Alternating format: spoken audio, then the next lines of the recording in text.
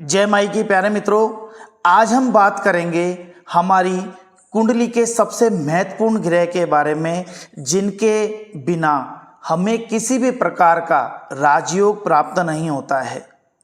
उस ग्रह के बारे में जिसके बिना गृहस्थी और पैसा व्यक्ति को मिल ही नहीं सकता, खुशियां दूर दूर तक नहीं रहती है।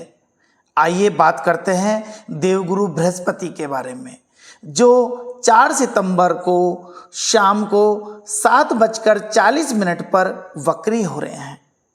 प्यारे मित्रों, मैं सभी 12 राशियों के बारे में बताऊंगा कि प्रत्येक राशि पर क्या क्या प्रभाव होता है, क्या अच्छा क्या बुरा, और उपाय सहित मैं आपको बताऊंगा।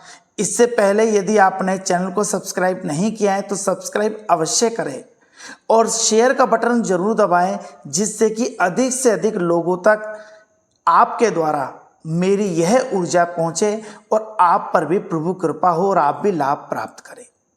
प्यारे साथियों, इस वर्ष में 4 सितंबर को देवगुरु बृहस्पति वक्री हो रहे हैं।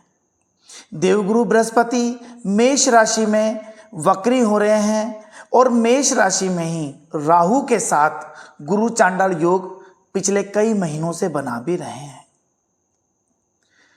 यह समय बड़ा ही विकट और कठिन है, क्योंकि पूरे 118 दिन के लिए देवगुरु बृहस्पति वक्री हो रहे हैं। 4 सितंबर से 31 दिसंबर 2023 तक देवगुरु बृहस्पति वक्री रहेंगे। यह मानिए सितंबर से लेकर के इस वर्ष के अंत तक बृहस्पति का वक्री होना कहीं कहीं उथल पुथल भी मचाएगा, क्योंकि राहु भी वक्री, सप्तम दृष्टि से केतु भी वक्री और देवगुरु बृहस्पति भी वक्री। तो यह सामान्य लक्षण नहीं है।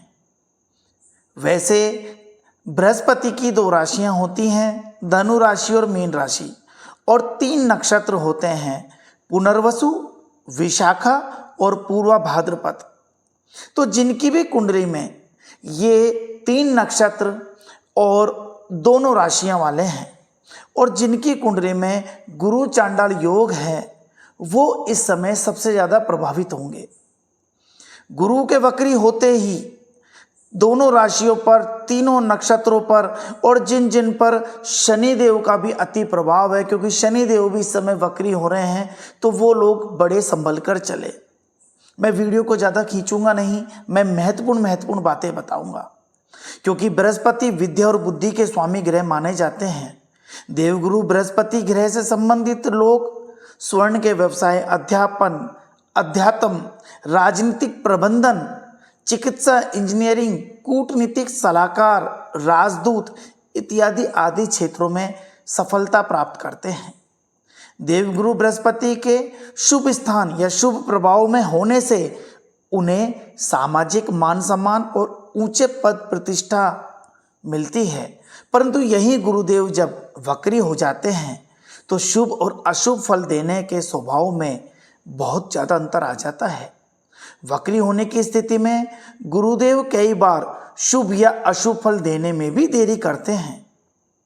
देवगुरु बृहस्पति जब वक्री होते हैं तो ऐसे जातक बिना मांगे ही सलाह दे देते हैं और उनकी सलाह सामने वाले के भी नुकसानदायक होते हैं और वो खुद भी आफत मोल ले लेते हैं। यह बड़ी ध्यान रखिएगा। इस समय ना तो आप किसी को बिना मांगे सलाह दो और ना ही किसी की गवाही दो। मेरी बात पुनः नोट कर लेना, इस बार आपकी दी हुई गवाही आपको किसी न किसी पचड़े में पटक देगी। आपको बिना मांगे सलाह भी नहीं देनी है। जिनकी कुंडली में सूर्य इस समय शुभ स्थान में हो या शुभ फल देने की स्थिति में हो, उनके लिए यह समय अति उत्तम है। उनको वाहन सुख, राजयोग की प्राप्ति होगी। यदि उन्होंने कोई कॉम्पिटिटिव एग्जाम का फॉर्म भर रखा है तो उन्हें लाभ भी जरूर होगा, क्योंकि जब भी मेष राशि पर गोचर के समय सूर्यदेव वक्री होंगे तो उनके मित्रगत स्थिति, जैसे सिंह राशि पर मित्र की दृष्टि, धनु राशि पर स्वगृही दृष्टि, सिंह धनु राशि वालों को यह समय उच्च विद्या में सफलता, विवाह, संतान संबंधी सुख। यदि आपके संतान नहीं हो रही है तो यह समय आप उपाय करके अच्छे संतान सुख भी प्राप्त कर सकते हो। यदि आप विदेश यात्रा में जाना चाहते हैं तो विदेश यात्रा का भी आपको सुख मिलेगा। धन प्राप्ति और भाग्य की उन्नति के लिए यह समय अच्छा है। यह समय आप उच्च पद प्राप्त करने के लिए या उच्चाधिकारियों के मिलने के लिए, उनके संपर्क बढ़ाने के लिए यह समय अति शुभ है। परंतु उपाय जरूर करने होंगे। उपाय के तौर पर आपको सबसे पहले किसी भी गुरुवार को, यदि अमावस्या हो तो और भी श्रेष्ठ हो, ऐसी अमावस्या जो गुरुवार को आए, नहीं तो आप किसी भी गुरुवार को केले के वृक्ष को सींचना प्रारंभ कर दीजिए। पहले एक केले का पेड़ लगाइए, उसके बाद उसे सींचना शुरू कर दीजिए। पीली वस्तु जैसे चना, हल्दी या कोई पीला फल पीले वस्त्र में बांधकर मंदिर में या किसी पुरोहित को, पुरोहित कोई भी धर्म का हो सकता है, उन्हें आप दान कर दीजिए।